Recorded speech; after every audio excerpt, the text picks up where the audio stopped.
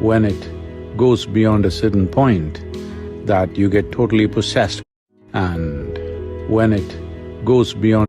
and when it goes beyond a certain point, and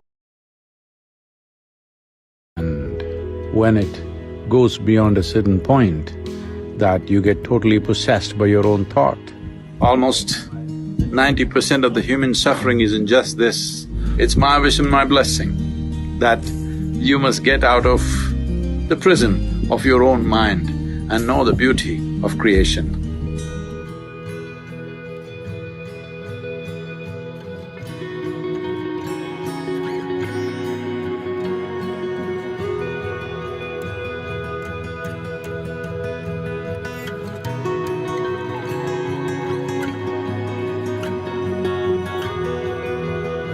Lethargy comes from overconsumption of either food or thought.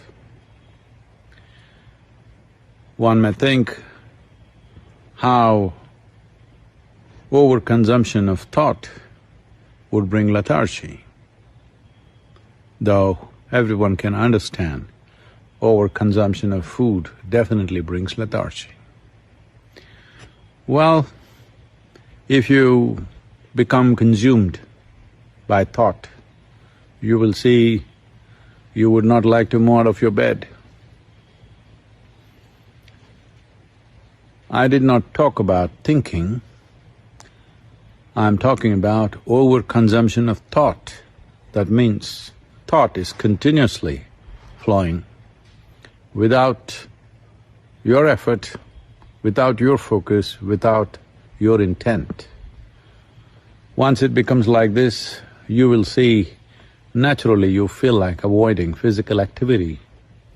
And when it goes beyond a certain point that you get totally possessed by your own thought, well, there are ugly names to describe that in medical terms.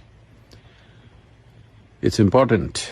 There is a certain amount of moderation in consumption of food and endless amount of thought that could happen.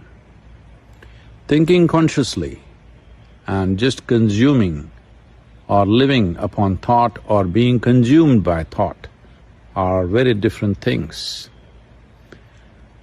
That is an unfortunate reality that for a whole lot of people, this distinction is not apparent. And the price that humanity is paying for that is not a fair price.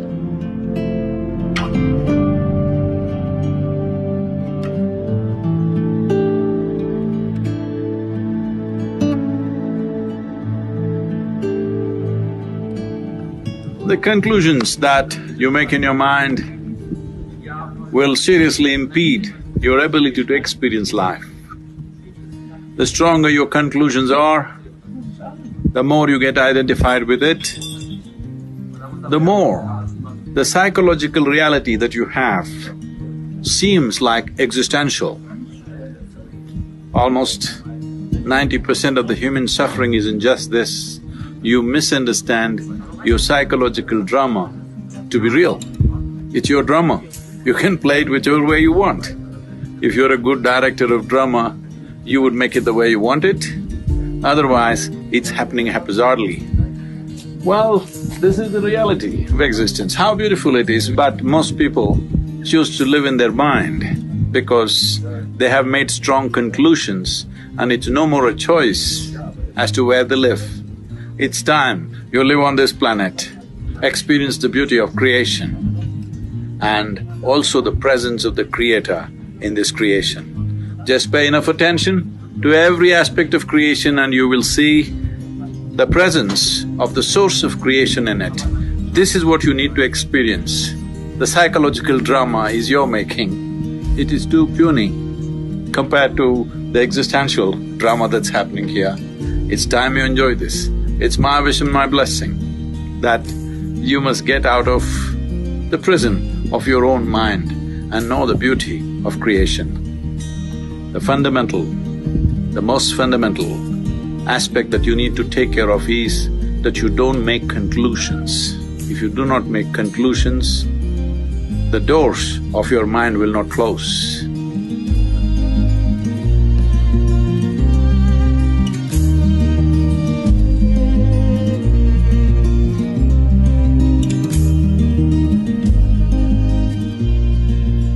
If you apply only your intellect, ignoring other aspects of your intelligence, you will get confused about every little thing in life.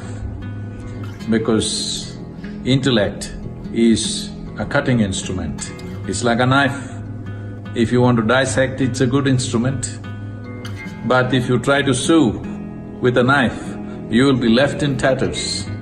Well, that is what most human beings are experiencing right now, that they are using a cutting instrument to stitch, to put things together.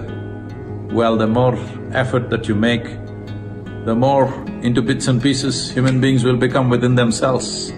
There was a time they divided the world, then they divided more and more. You have seen this, there was a time people could live together. There were families in India where there were 400, 600 people in one family living in one house. Then slowly it became just parents and children and grandchildren. Now grandparents became a little bit of a problem, so we send them elsewhere. Now children become a problem, we send them elsewhere. And slowly husband and wife are living in separate houses, meeting on weekends. Not just that, within yourself you split yourself into many people by cutting yourself into pieces, because this is the process of dissection. If you use only your intellect for every dimension of life, this is where you will get. One day you will get schizophrenic. Yes. So it's important, the other dimensions of intelligence come alive within you. Without those dimensions of intelligence being alive, your heart wouldn't beat, your liver wouldn't function, your kidney wouldn't function, all this wouldn't happen. This is not done by your intellect. So there are dimensions of intelligence within you which must be explored and brought alive into your conscious nature.